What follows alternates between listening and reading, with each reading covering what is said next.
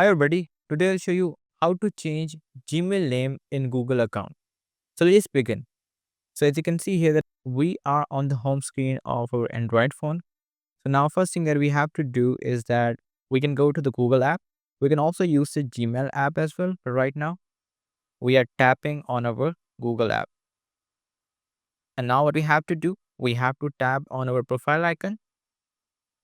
And now in the profile icon, I will need to tap on Google account. And in here you can see the option of personal info, so you have to tap on that.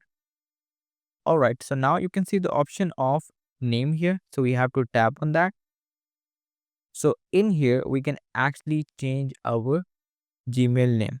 Okay, so for that what I have to do, I would tap on my name again, and now you'll be able to see the first name and the last name. So if I wanted to change the first name or the last name, I can change one of them, but if I wanted to change both of them, I can do that. So right now I would only update my last name here. And now what I need to do, I will need to tap on save, and you will be able to see that we have updated our Gmail name in Google account. So this is how we can do this.